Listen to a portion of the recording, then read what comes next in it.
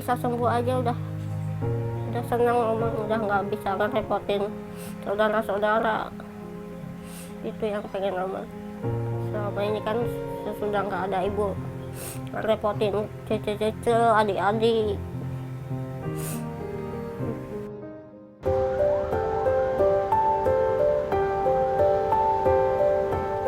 Nenek, mana yang nenek rasakan sakit nih? Yang mana yang sakit? Sehari nggak mesti makan gitu. Kenapa kamu yang nggak makan?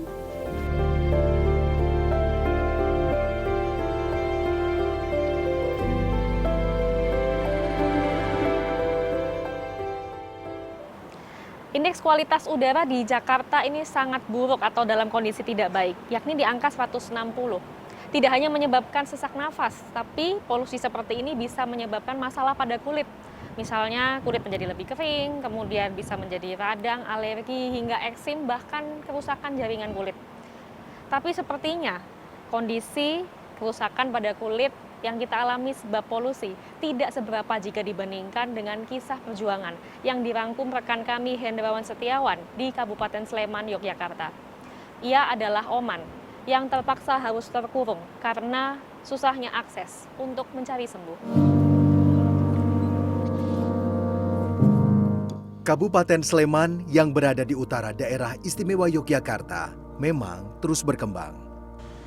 Namun, di tengah hiruk pikuknya, ada seorang warganya yang punya keterbatasan dan butuh pertolongan segera. Ia tinggal di Kampung Kolombo Joho, Kelurahan Condong Catur, Kecamatan Depok. Adalah Komarudin atau biasa dipanggil Omang yang tinggal di sebuah kamar kos berukuran 2,5 meter kali 2 meter. Kondisi kamar kos ini jauh dari kata cukup. Namun, inilah dunia Omang. Akibat sakit yang dideritanya, daya jelajahnya hanyalah dari kamar menuju kamar mandi atau kurang dari 5 meter. Dan itu sudah terjadi setidaknya dalam 10 tahun terakhir. Jadi di sana memang ada tuh, Pak. Dengan badan kurusnya, Omang tak tahu sampai kapan ia akan menjalani hidup seperti ini. Jauh loh, Mak. 9 sama 7. Terus kalau kondisinya seperti itu, yang Omang rasakan itu seperti apa?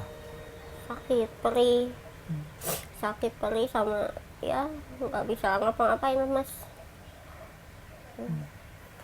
Terus aktivitas, maksudnya kalau terkena apa misalnya itu muncul sakit seperti ini? Itu apa? Kalau panas tinggi banget sama kena matahari itu pasti sininya tuh ada cairan-cairan gitu loh Pak, kulitnya tuh. Sakit di kulitnya ternyata juga mulai berpengaruh ke bagian tubuh lainnya, seperti rambut rontok, gigi tanggal, dan bahkan mulai kehilangan kuku jari, tangan, dan kaki. Begitu cuma kita senang edukasi. Edukasinya apa? Kebutuhan hidup Omang disediakan kakak sulungnya, Narti Pitriani. Narti tinggal di kamar yang bersebelahan dengan kamar Omang beserta keluarganya. Narti pula lah yang menyewa semua kamar mereka, meski sebenarnya hidup serba terbatas untuk mengurusi keluarganya sendiri. Saat usia Narti menginjak 21 tahun, ia ingat betul kondisi adiknya Omang ketika lahir. Ya, waktu begitu lahir, Omang itu sakitnya cuman kakinya aja. Istilahnya kakinya itu coklat. Sini tuh coklat dua-duanya. Nah, terus dibawa ke dokter spesial kulit di Rumah Sakit Kesambi, daerah Cirebon ya, gitu. Katanya ini anak nggak punya kulit ari Bu, hati-hati, jangan kena benturan, jangan jatuh gitu. Makanya kalau jatuh itu kulitnya tuh langsung ngelupas, nggak kayak kita bundas ya, nggak, dia mah langsung ngeletek gitu. Setiap hari, Nartilah yang menyiapkan makan buat Omang. Makanannya haruslah yang sangat lembut, tak boleh ada bahan makanan yang digoreng. Omang pun tak bisa makan nasi karena dirasa terlalu keras. Hanya makanan selembut bubur sajalah yang bisa dikonsumsi Omang. Apalagi yang bisa Omang makan, Mbak? Misalnya bubur atau ada jenis bubur lain misalnya? Ada jenang sumsum, terus bubur kacang ijo. Bubur kacang ijo aja harus disaring. Jadi sudah lembut masih harus disaring untuk bubur kacang ijo? Iya, karena kan ada kulitnya. Nanti nek nyangkut kan bisa muntah dia. Mau nambah kuah nggak? Di sini minum obat juga ya? Bagi Omang, sekedar makan untuk memenuhi kebutuhan pokok saja butuh perjuangan. Makannya nggak cuma 3 hari sehari. Meski makanannya sudah halus, menelan lewat tenggorokan dan masuk ke perutnya tak semudah yang dibayangkan. Kalau sakit, obat yang diberikan tak sesuai usianya yang saat ini 26 tahun. Omang mengonsumsi obat bebas untuk anak-anak. Sebetulnya sih kalau obatnya Omang tuh yang jangan yang terlalu keras dosisnya. Dosisnya ya. Malah dia cocok kayak sirup anak-anak gitu. Soalnya dia kalau minum obat yang Dewasa. agak keras dewasa itu jantungnya nggak kuat. Oh, Terus- apa yang rasain deg-degan? Iya, deg-degan kayak gitu. Sakit.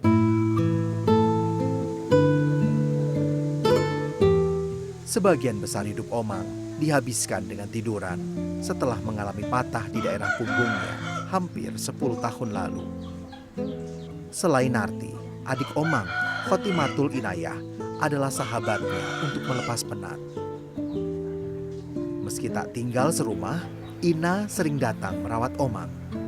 Hanya Inalah yang membuat Omang paling nyaman untuk sekedar mengelap, mengganti kapas di luka-lukanya, hingga berganti baju.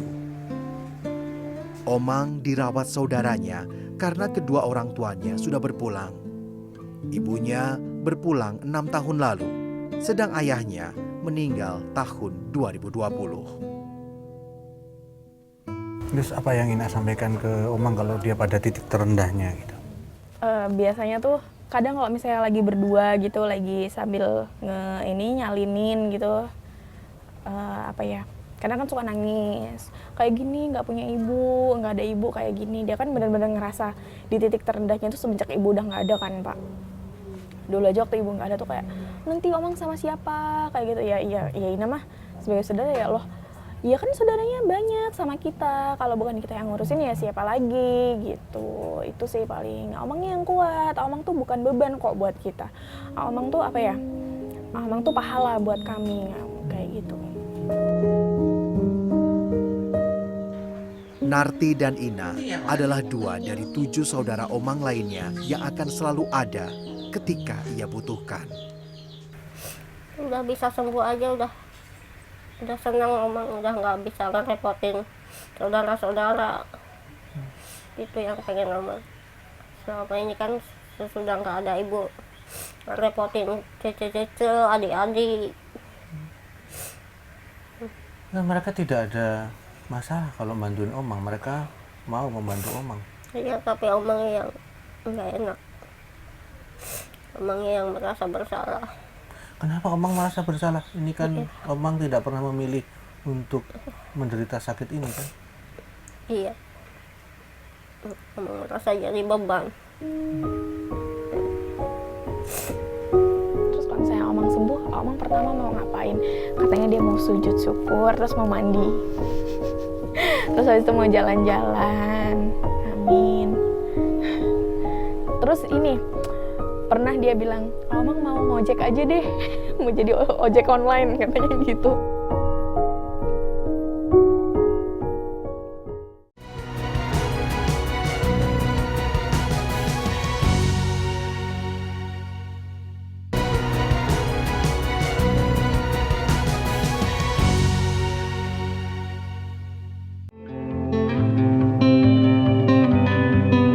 Sejak dilahirkan tahun 1997 di kampung halamannya Brebes, Jawa Tengah, Omang tak pernah memilih hidup dalam kondisinya saat ini. Ini itu yang mana sih? Omang dan keluarganya hijrah ke Yogyakarta pada tahun 2002. Di masa kecilnya, Omang hidup layaknya anak-anak pada umumnya.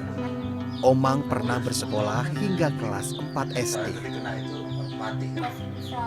Karena kan waktu kelas 4 itu sering luka, sering bajunya tuh ada darahnya.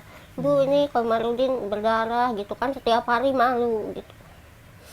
Sampai udahlah, malu, gak usah sekolah. Jadi Omang waktu itu berhenti sekolah karena kondisinya terus malu untuk kalau Iya. ke Ya karena sekolah. kondisinya juga tambah parah. Nah setelah itu Omang tidak sekolah sama sekali sampai dengan hari ini. Udah tahun 2006 udah sekolah. Di mata kakak dan adiknya, Omang kecil adalah sosok yang pintar dan lincah. Dia tuh sekolah kan nggak TK, langsung SD. Anaknya kan pintar, maksudnya di sekolah juga, tapi karena keterbatasan fisiknya dia nggak boleh ikut olahraga, silat, kayak gitu-gitu nggak boleh. Itu sampai kelas 4 kalau nggak salah. Terus di kelas 4 dia drop sakit, itu kayaknya lagi awal ngedropnya deh kelas 4. Sampai ujian aja bu gurunya yang ke rumah. Kalau Omang pas kecil mah, walaupun dia nggak punya kulit ari, lincah anaknya, normal, kulit normal, cuman tipis, ya itu. Tapi harus bener-bener dijaga biar nggak jatuh. Nah, soalnya kalau jatuh kan langsung ngelupas kulitnya. Omang dan keluarganya bukan tak pernah mencari pengobatan. Namun, karena keterbatasan ekonomi, pengobatannya terhambat. Pun ketika harus berobat dengan BPJS, karena Omang baru mendapatkan KTP setahun yang lalu.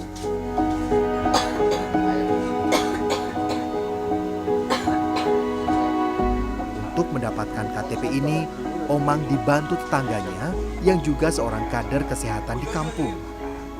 Bantuan-bantuan dari pemerintah pun terlewat karena masalah kartu identitas warga negara ini. Kalaupun BPJS didapatkan, Omang masih punya masalah untuk menuju fasilitas kesehatan, terutama yang hanya buka pada saat siang hari saja. Dari Buduko itu kan Dukcapil ada program jemput bola.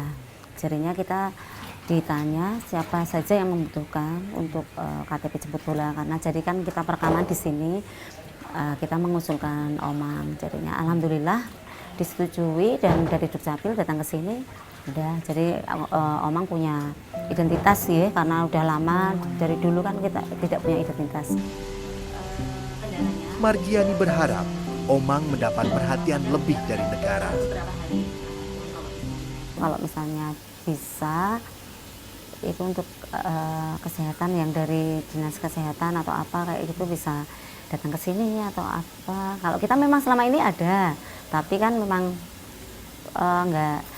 nggak apa ya namanya, belum total kayak gitu loh Mas. Jadi ya cuman belum pemeriksaan semua toh kalau kayak Omang. Jadi kita ingin tahu juga sih kalau kayak gitu tuh dia harusnya diperiksa seperti apa kayak. Di rumah Margiani ini pula lah Narti bekerja.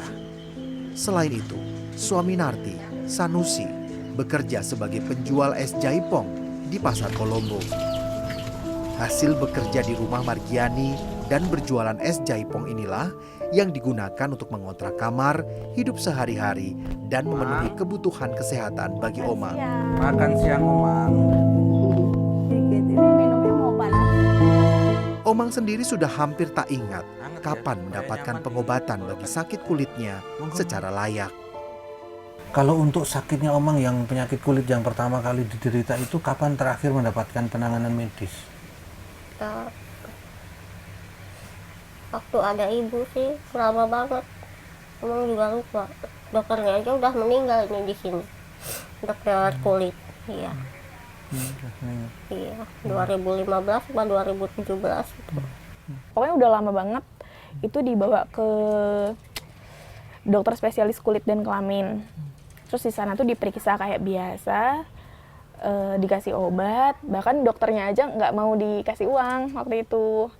nggak mau dibayar. Kasih obatnya lumayan mahal ya. Nggak tahu dulu berapa, kayaknya tuh salep kecil gitu cuman berapa ya, 700.000 kayaknya harganya. Lepas dari segala kesulitan pengobatannya, harapan agar Omang sembuh datang dari orang-orang yang mencintainya. Hal pertama yang ingin lakukan sama Omang itu syukuran dulu ya. Mungkin saya bersyukur. Ya, terus ya misalnya dia mau pengen sekolah, istilahnya kejar paket tak sekolahin.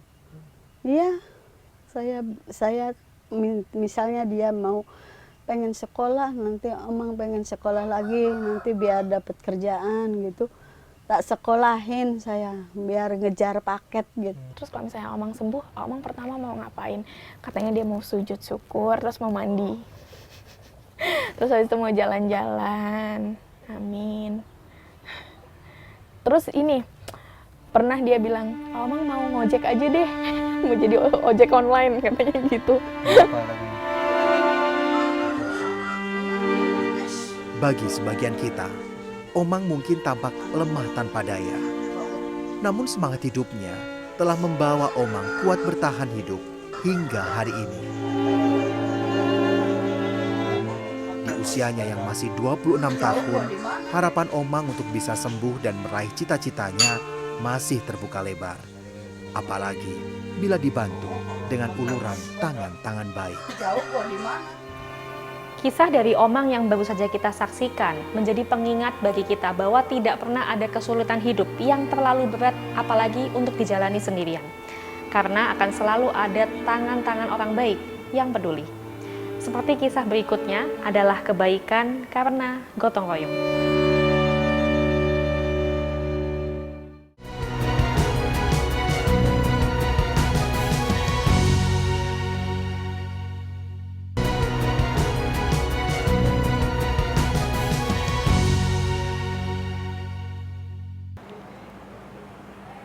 Yang lebih penting dibutuhkan oleh seseorang yang menderita sakit selain penanganan medis tentu saja adalah dukungan moral.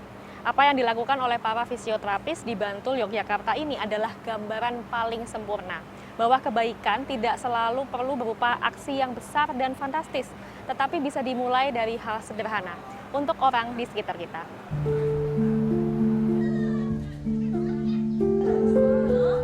Mbah Wagiem tergeletak lemah di kamarnya di Dusun Tegalrejo, Desa Sri Gading, Kecamatan Sanden, Kabupaten Bantul, Daerah Istimewa Yogyakarta.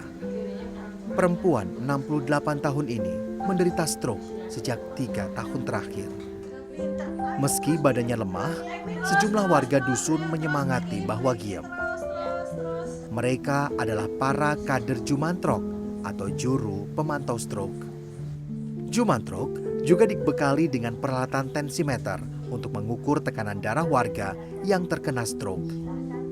Akibat disemangati, Mbah Wagiem yang sudah lama hanya berbaring saja, akhirnya bisa duduk karena ternyata ototnya masih kuat. Koordinator Jumantrok Dusun Tegalrejo, Murwaningsih menganggap inisiasi yang dimulai 6 bulan terakhir ini sangat positif. Setelah ada Jumantrok itu para yang sakit itu ada perhatian. Tapi kalau dulu kan cuma dicuekin aja, oh ya udah urusan keluarga. Tapi kalau udah ada gini, ada kadernya, kita ikut memantau. Jadi agak ada istilahnya itu ada pandang, ada pertolongan lah atau apa itu, sehingga kalau ada apa-apa kita bisa, kalau terlalu parah kita bisa melapor ke puskesmas minta bantuan. Aksi partisipatif warga ini diinisiasi dan diawasi secara langsung oleh Ikatan Fisioterapi Indonesia (IFI) cabang Bantul, setidaknya dalam 6 bulan terakhir. Menurut Ketua IFI Bantul yang juga fisioterapis Rumah Sakit Panembahan Senopati Bantul, Alwan Basori, ada alasan penting yang melatari Jumantrok ini.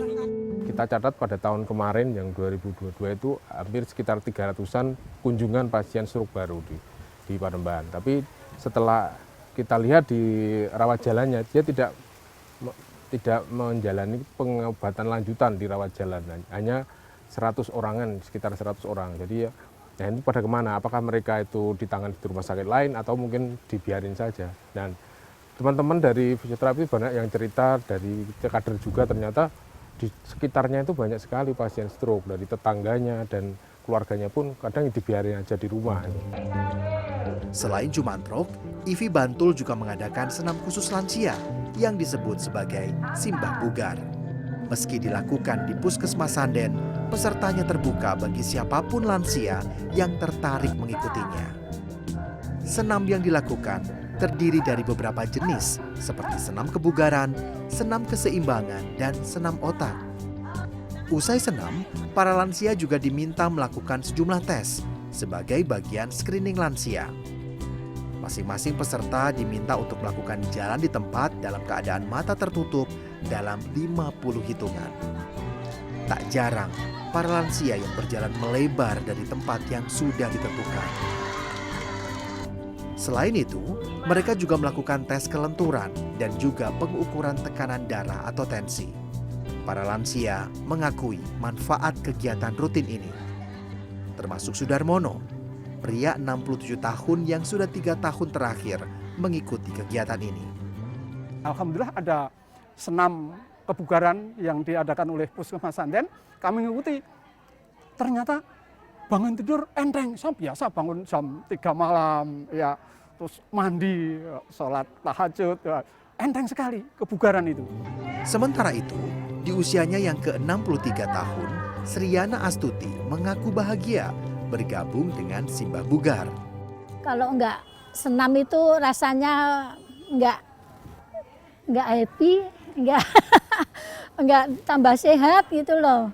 Kalau di rumah aja terus sepertinya cuma ngalamun lah, enggak suka gitu loh Mas. Suka kalau sama Simbah Bugar itu tambah pengalaman, tambah nanti ada yang itu tausiah ada, tambah macam-macam lah di sini Mas. Komplit. Kegiatan yang dilakukan untuk para lansia ini bukan tanpa alasan. Data Badan Pusat Statistik tahun 2022 menunjukkan bahwa daerah istimewa Yogyakarta memiliki jumlah lansia terbesar di Indonesia yang jumlah di atas 16% dari total jumlah penduduknya. Selain itu, data Kementerian Kesehatan tahun 2018 juga mencatat bahwa daerah istimewa Yogyakarta memiliki prevalensi penderita stroke kedua nasional di bawah Kalimantan Timur.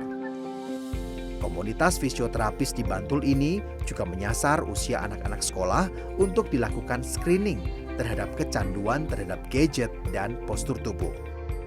Salah satunya di SMPN 1 Sanden. Screening kecanduan terhadap gawai dilakukan dengan mengisi kuesioner di kelas. Sementara, screening postur dilakukan dengan cara mengukur kelenturan dan pengecekan posisi kaki anak-anak. Secara khusus, screening juga dilakukan atas posisi badan anak dengan menggunakan alat dan metode fisioterapi tertentu.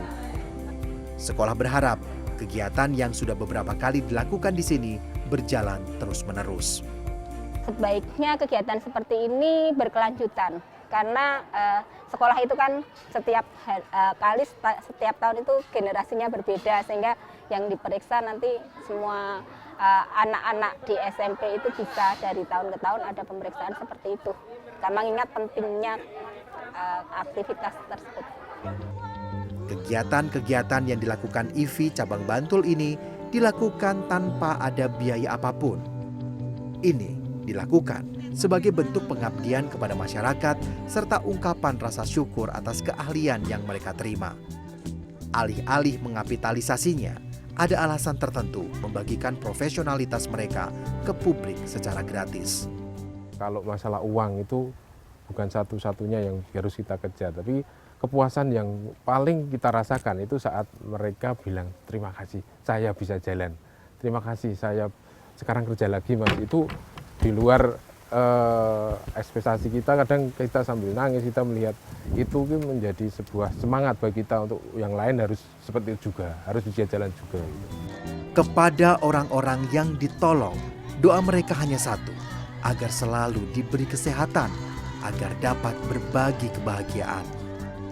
kebahagiaan itu memang ada di dalam diri kita, di dalam kita, Mas. Jadi kalau kita ukurannya materi itu mungkin nggak akan tercapai. Tapi kalau kebahagiaan itu di dalam hati kita, oh dengan senyum orang itu sudah bahagia, sudah dianggap sukses, kita membagi tenaga kita untuk kepentingan orang lain, itu sebuah hal yang luar biasa. Jadi memberi itu bukan yang diberi yang paling suka, yang paling bahagia, tapi yang memberikan itu yang mempunyai kebahagiaan yang lebih dari mereka. Kemampuan yang kita miliki hakikatnya adalah bentuk kasih sayang pemberian Tuhan agar kita mampu bertahan hidup.